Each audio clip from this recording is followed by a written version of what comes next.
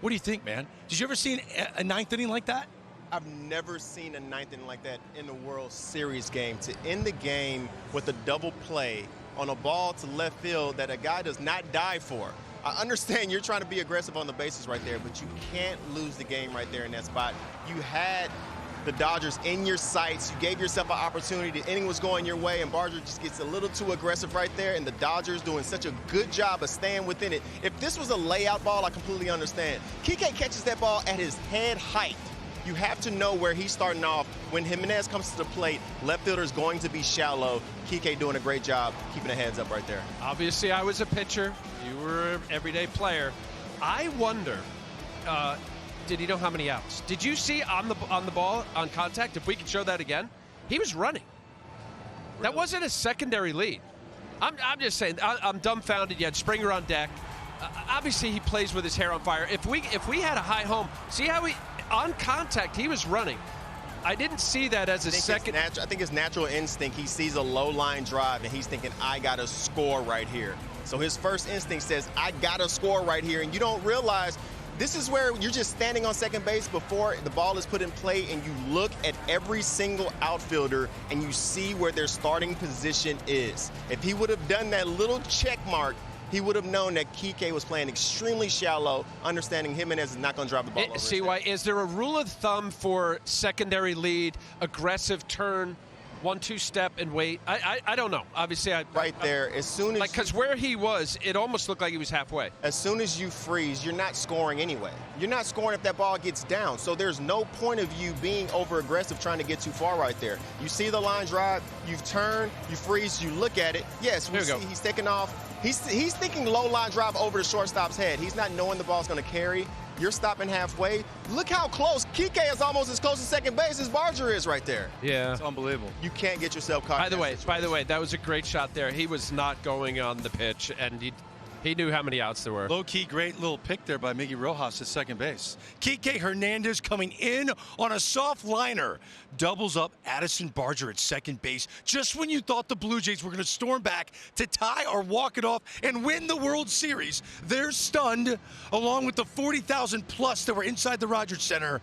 And here we stand, getting ready, get that mound ready for a Game 7 of the World Series. Welcome, everyone, onto the field. It's Greg Amsinger with my guys, CY Chris Young, Al Leiter, former Blue Jay. We were standing in this room. It's a room. Yeah. And people are screaming. What was it like when that play happened? When you saw that play happen? How crazy quiet did it get? Where do we go? I don't know about like sound meters, but we went from like 12 over the top to 0. That was a crazy ending to an amazing game. Two great starting pitchers dueled it out. There really wasn't much of anything other than the third inning of 4 total runs. Incredible. The energy in the room. The Dodgers had the lead the entire time. Blue Jays never had to leave, and somehow, some way, it feels like the Dodgers just hit a walk-off homer. It feels like the Blue Jays just got walked off to put themselves in a position to where all the lines are saying, we're about to come out and at least tie this game right here. And get that snatched from you in one play with Springer on deck right there, it took the soul out of this stadium, and you know the Dodgers are celebrating. Momentum has shifted. It has. This game was a soap opera. So they would give a walk to Shohei Ohtani. He's used to that.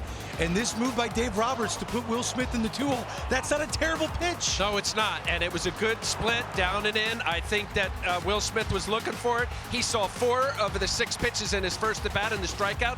Where that was that pitch right there, and he got it there. So 2-on, what do you expect is going to happen, right? They're going to pitch around Freddie Freeman. It's been terrible.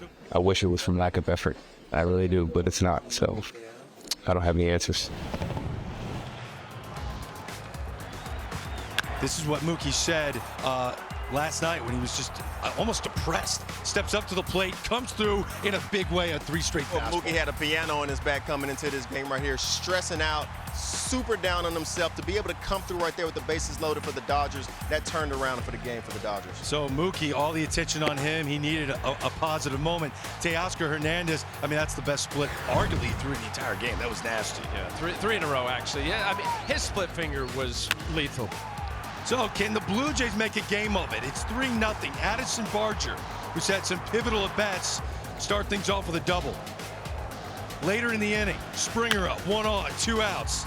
You're playing an injured guy, but Al, he could come through. 3-0, Greg. 3-0 with 2 outs, runner on third base. We know what's going on, or not really what's going on with his side, but man, can he hit. That was a nice piece of hit and staying on it and going the other way on the cutter. Jay's on the board. It's 3-1, bottom 5. It's Yamamoto starting to get into cruise control.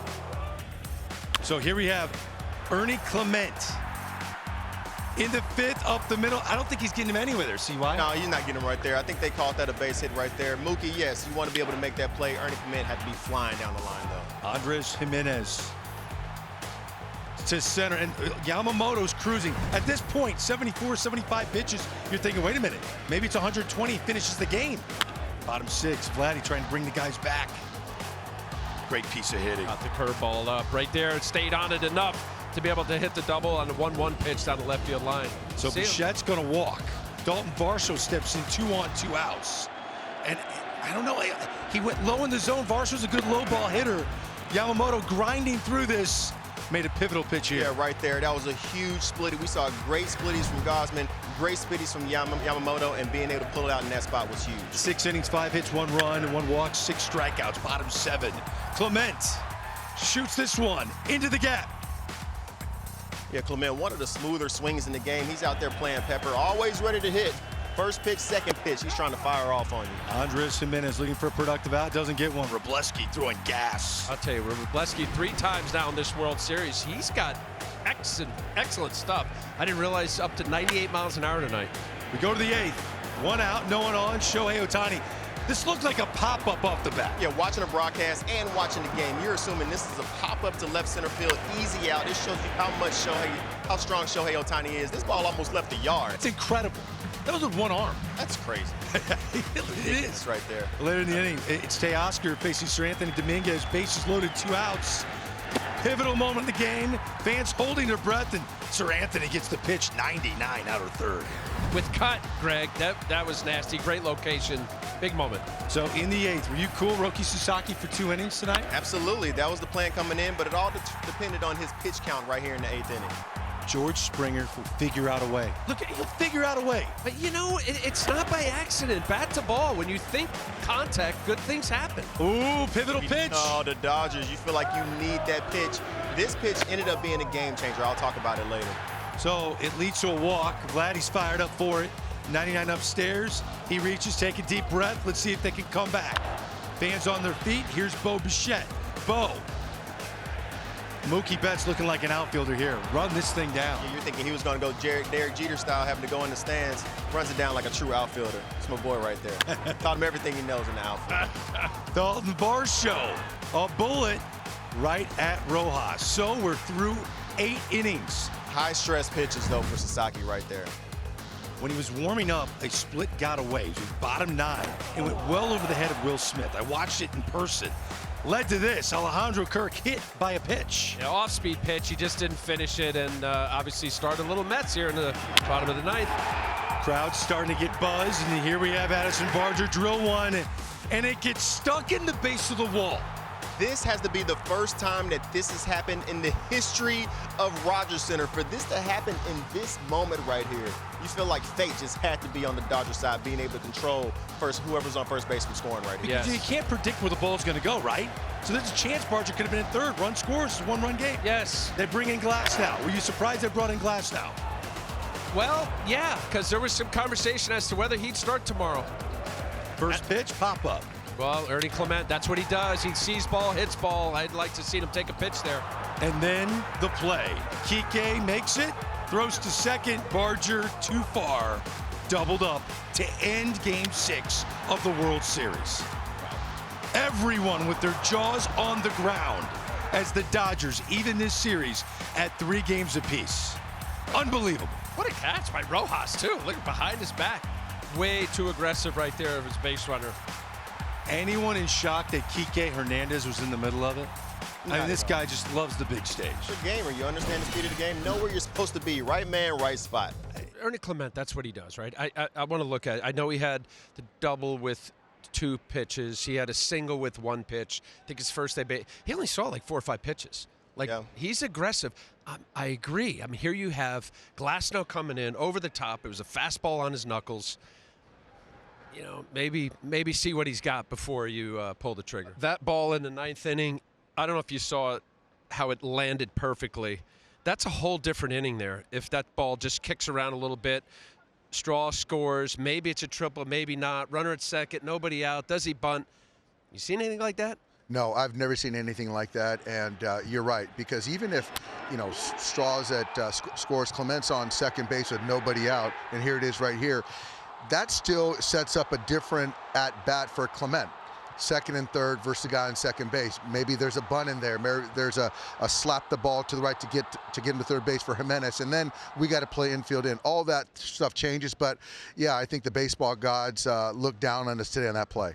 Okay, as for Ohtani, how does it make the most sense for Dave Roberts to use him in Game 7? I think this is lining up perfect for the Ohtani story.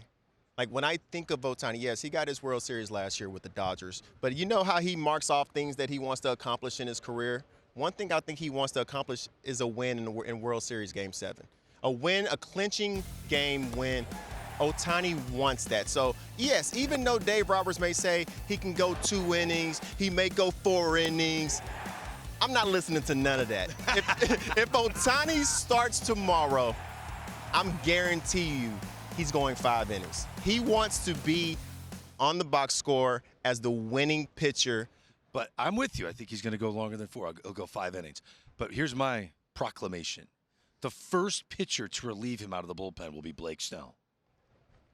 That's good for baseball. So, and I'm going to tell you why I say that. How about Blake Snell start the game? No. He threw 116 pitches on 3 days rest. Yeah. 3 days rest. I'm not starting him. But what Blake Snell has given the Blue Jays is bulletin material. For him to come in his post game after Game 5 and say that the Blue Jays got lucky against me, you better believe the Blue Jays better have that somewhere in their locker room right now to get ready for tomorrow, because Blake Snell is going to have to put his money where his mouth is when he steps on that mound tomorrow. Do you guys agree that Blake Snell's going to relieve? I think Blake Snell's going to be in the game.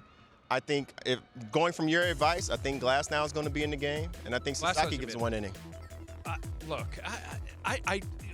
to think about how it's going to line up for each respective manager, obviously it's the score, it's the situation, it's who's coming up and who's on deck, etc. So the left-right scenario. I wouldn't be surprised. Listen, Blake Snell got to a place where listening to his post-game, I find it refreshing. The question was asked, what did you do wrong? And he says, what did I do wrong? I threw a first pitch fastball, got a home run, and then 2 pitches later, home run. And that was he was alluding to, I guess, lucky, but I didn't see it as him being disrespectful. No, I didn't take it as disrespectful. I'm thinking Dave Roberts feels like the energy just shifted in our favor, because if we're the Dodgers and our quote-unquote weakness has been our bullpen, now we're shifting all of our best starting pitchers into our bullpen guys. It could be Ohtani 5, Snell 2, Glasnow 2, Dodgers win the World Series. But you Savage? Yeah. I wouldn't mind seeing him one more time. Yeah. 1 inning, you Savage? He was multiple so good. innings, you Savage? I think I'm going multiple innings, just Savage. I think whoever wins the World Series, we may be looking at a World Series MVP who's a pitcher. Whether it be Yamamoto and Trey Savage, if he's able to go out there and do something tomorrow, I think he is definitely in the conversation. I like that. See why? Love it. Pitchers. Hey.